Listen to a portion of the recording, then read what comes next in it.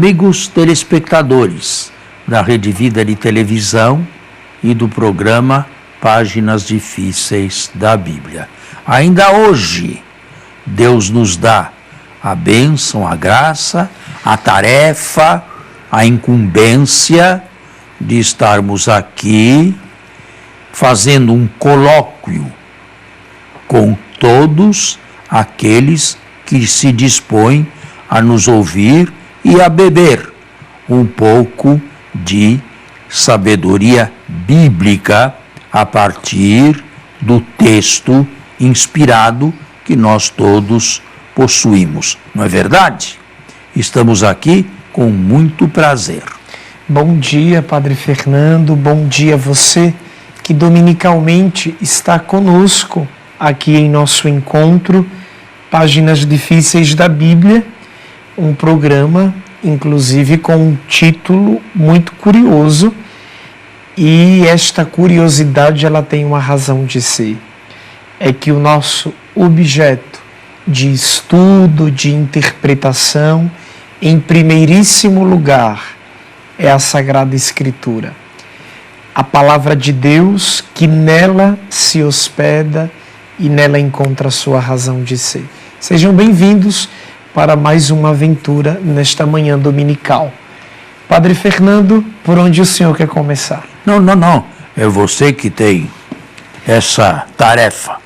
Há uma imagem em uma das peças da narrativa ou das narrativas do livro do Gênesis, do ciclo de Abraão, que me chama muito a atenção. Reitero ao nosso telespectador que faz um tempo que nós estamos refletindo sobre o livro do Gênesis e faz algumas semanas que entramos no livro de Abraão, no ciclo de Abraão, cujos capítulos vão do 12 ao 25. E hoje eu queria, Padre, sendo possível, pedir que o senhor nos esclarecesse o capítulo 18, uma cena chocante. Abraão, possivelmente já velho, está sentado à beira da entrada da sua tenda, num calor gritante, quando de repente levanta os olhos e vê diante de si 3 homens. Com eles tem um encontro, uma refeição, um pouco de água. Abraão é hospitaleiro. Está vendo? Ele sabe tratar bem o que existe hoje, até hoje no Oriente Médio, a hospitalidade. E que para nós, na Igreja Católica Ocidental, entrou para a regra beneditina. Ser hospitaleiros, isto é, reconhecer no hóspede a pessoa de Cristo. Chegou o hóspede, chegou Cristo. Isto é bonito. Um Abraão hospitaleiro. Agora, este texto mostra 3 personagens distintos e misteriosos, porque não diz quem são, nem de onde vieram e nem para onde vão. Alguns padres da igreja, refletindo, julgaram ser aqui uma antecipação do dogma trinitário. A Santíssima Trindade. Claro que não. Evidente que não. Isto aqui seria totalmente fora de compasso num texto de Gênesis como esse. Jamais um judeu pensou uma coisa destas. De resto, é um só que fala. Os outros não fazem nada. Mas eu prefiro focar aqui nesta peça, no início da peça, a hospitalidade de Abraão, a sua generosidade em receber bem o peregrino ou aquele que se aproxima da sua tenda. Na conclusão da peça, né, aqui no versículo 16, Abraão fica com um presente bom, que é a notícia de saber que no próximo ano a sua esposa, também já velha e avantajada nos anos, vai dar à luz a um filho. E aí no versículo 17 já entra uma outra peça totalmente, uma outra temática. Trata-se da destruição que está prestes a acontecer na cidade de Sodoma e Gomorra e que Deus vai contar de algum modo com a intercessão de Abraão. É um texto que nos visita de quando em quando na liturgia e que creio ser importante que o telespectador tivesse um entendimento melhor para se situar. Não é na palavra preciso de Deus. ter grande inteligência para compreender o texto. O filósofo, ou os filósofos que creem em Deus, o que afirmam de Deus? Invisível, distante, motor imóvel, princípio e fim. Um Deus estático. A Bíblia toma um outro viés. Deus se adapta ao ser humano, dialoga com o ser humano e é capaz de mudar de opinião, dialogando com o ser humano. Às vezes diz sim, outras vezes diz não. Agora, como colocar estas duas visões em Deus, nós não sabemos. Como unir a sua incomunicabilidade, a sua infinita transcendência, com um texto como esse, onde a intercessão tem o seu valor. Nós não sabemos como esses opostos se unem no único Deus e no monoteísmo que nós professamos. É interessante que a peça, ela tenta fazer uma costura aqui, né? Do versículo 16 ao 17. Diz o texto que aqueles homens que passaram na casa do velho Abraão e da senhora Sara, ao saírem de lá e deixarem uma boa notícia, foram em direção a Sodoma. E foram dispostos a destruir a cidade, porque o copo de iniquidade lá havia sido preenchido. E aí, de repente, Abraão entra no cenário, rezando, intercedendo, dialogando com estes três que representam o caráter divino de Deus. Poderia dizer ao telespectador do valor da oração ou seria anacrônico? Não. Pode, isso aqui foi escrito numa época em que alguns salmos também eram já existentes. Se pode, sim. Deus muda e a minha oração pode dobrá-lo? O Deus da Bíblia, o Deus da tradição cristã e judaica também, muda. Interessante. Muda de ideia. Deus se arrependeu. Claro, são antropomorfismos que nós usamos, mas por detrás está não uma falsidade, e sim uma verdade. Deus pode atender, Deus pode se dobrar, e faz isso porque quer. Agora, como as duas verdades se unem em Deus, nós não sabemos. O Deus bíblico é um Deus generoso neste texto aí. É um Deus muito generoso e um Deus misericordioso. Estava disposto a destruir Sodoma e Gomorra. É claro que o texto é legendário, não é? É evidente. Mas Abraão o dobra pela oração de intercessão. Longe do justo juiz, misturar o justo com o pecador. E se naquela cidade se encontrar 50 justos?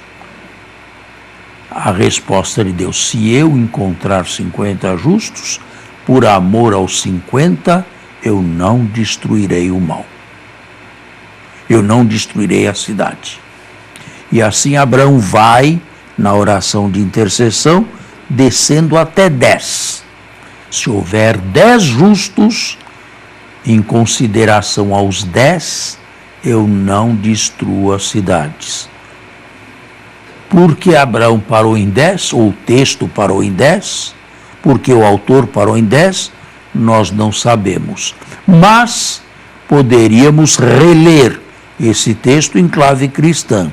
Na verdade, não há nem 10 justos na humanidade.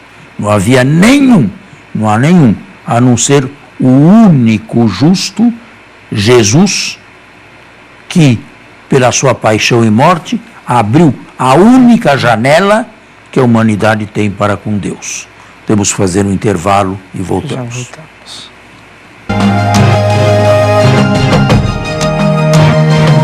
Não havia nem 10 justos na humanidade, e aí, leu o texto com os óculos cristãos, a humanidade tinha apenas um justo, que é Jesus Cristo.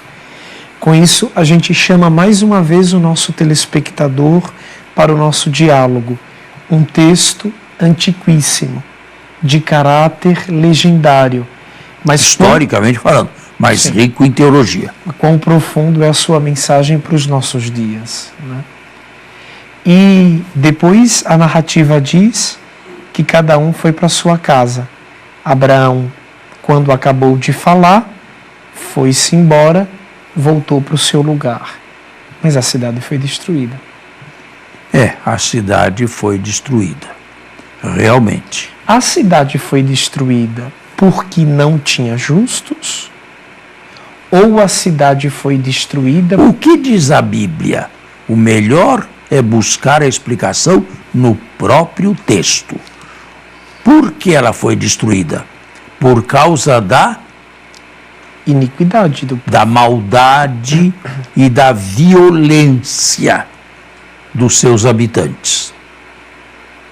Provavelmente uma história legendária que queria explicar por que algumas cidades no passado remoto tinham sido destruídas e quase que submersas.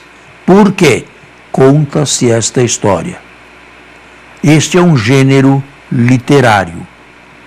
Dar uma explicação histórica a um acontecimento de que não se sabe coisa alguma. Essas cidades provavelmente existiram, repito, em época muito remota, e a explicação bíblica pelo seu desaparecimento é essa que você acaba de ver. Agora, a Bíblia fala de perversidade no sentido de violência. Eu não sei como entrou na explicação o problema do homossexualismo desses habitantes. A Bíblia não fala diretamente disto, não? Ou fala? Não consegui captar a leitura por esse viés, mas alguns cogitam isso? A gente que realmente partilha ou convém com esta ideia aqui. Eu sinceramente não consigo. Agora, antes de proceder o castigo, o que acontece? Deus retira de lá. Ele retira de lá quem? Abraão, Ló. Não, Abraão não. Ló, desculpe-me, Ló. A sua mulher. A sua mulher, que na verdade a mulher depois foi transformada em estátua. Né? Claro, uma estátua de sal parecida com uma mulher recebe essa explicação. Houve uma mulher que, desobedecendo Deus, voltou-se para trás, fez o que não devia e acabou sendo sal. Quanto àquilo que o senhor falou de homossexual, eu não sei, porque olhando aqui, fazendo uma leitura dinâmica da narrativa, encontrei apenas esse versículo, né? Que é o 3. O 4. Eles não tinham ainda deitado quando a casa foi cercada por homens da cidade, os homens de Sodoma, desde os jovens até os velhos, todo o povo sem exceção, chamaram Ló e lhe disseram: onde estão os homens que vieram para a tua casa esta noite? Traze-os aqui para que deles abusemos. Depois Ló saiu à porta e, fechando-a atrás de si, foi convencer ao povo que não fizesse mal nenhum àqueles homens. Eu sinceramente não consigo encontrar. Bom, mas uma coisa é bonita nesse texto. Como é que Ló sai da cidade?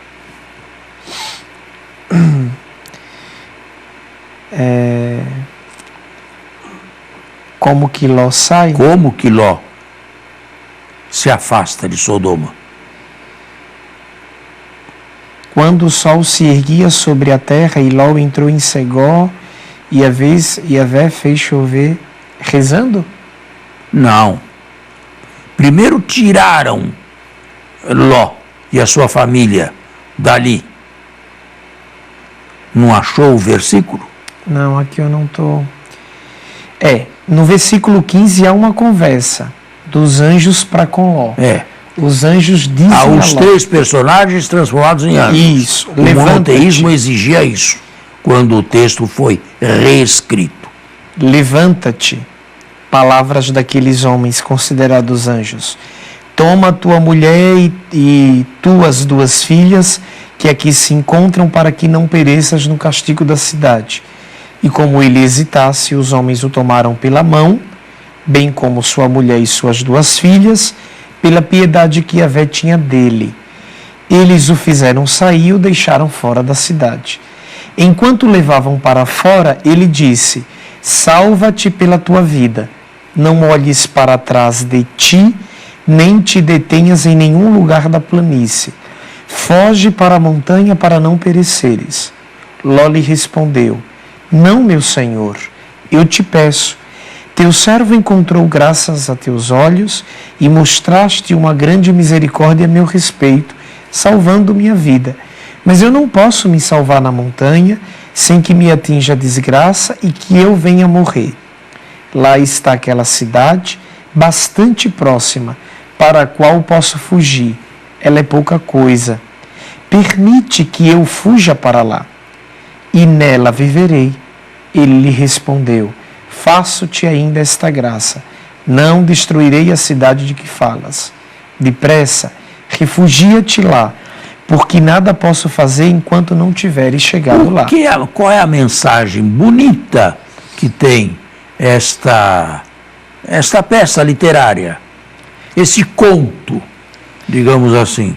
Deus retarda os acontecimentos negativos? Às vezes, Deus tem que te puxar pela orelha e pelos braços para te afastar de um perigo terrível do qual você não quer se afastar.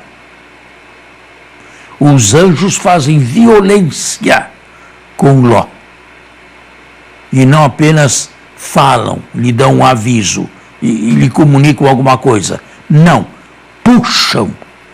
Assim age muitas vezes Deus conosco na nossa vida. É tão premente o perigo e nós não vemos que estamos tranquilos. E Deus nos faz ver que aquela tranquilidade seria catastrófica para nós. Uma mensagem? Claro, e uma mensagem profunda. Uma mensagem bíblica? Sim. Que cada um pode levar para... Agora, cada um pode meditar também esse texto. Quantas vezes Deus me tirou do pior? Quantas vezes eu me aproximei do abismo e se não tivesse sido a mão de Deus, naquele momento, eu teria sido tragado por ele. Mas Deus me puxou de tal modo que eu estou ainda vivo até os dias de hoje. O mesmo, padre, infelizmente, não se deu com a sua mulher, com a mulher de Ló. No texto, na lenda, no conto, Sim, né? Não se sim. deu. Porque ela olhou para trás. Isto aqui é simplesmente para explicar. É um texto etiológico. Etiológico, se diz. Explicar uma coisa que aparentemente não tem muito a ver. Havia uma estátua parecida com uma mulher, estátua de sal, parecida com uma mulher. No conto, essa estátua de sal vira a mulher de Ló, desobediente à voz de Deus. Mas aí concorda que posso entender que houve uma apologética maior por parte dos redatores para com o personagem Ló do que para com sua mulher? Não. O texto, o conto foi criado. Não há como fugir disso. Mas mesmo no nível de conto, pode haver uma certa defesa, um certo aplauso, um certo... Defesa de quem? Da parte dos judeus em manter esse conto. Ou seja, caiu uma salva de palmas aqui muito mais para Ló, que se saiu bem no conto, do que para sua mulher. Sim. A figura de Ló foi bem mais exaltada e engrandecida. Tudo bem. E a outra que desobedeceu? Pois é. Foi castigada. E assim se explica a presença daquela estátua. Um formato, uma espécie de montanha, com uma silhueta como se fosse uma mulher.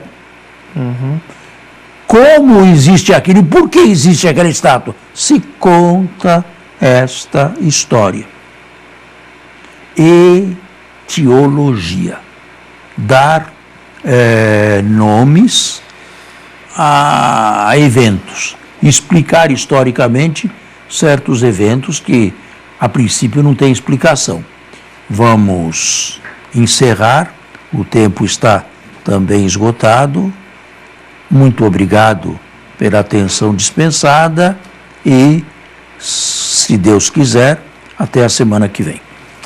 A você e a sua família, nós desejamos um bom domingo e uma boa semana.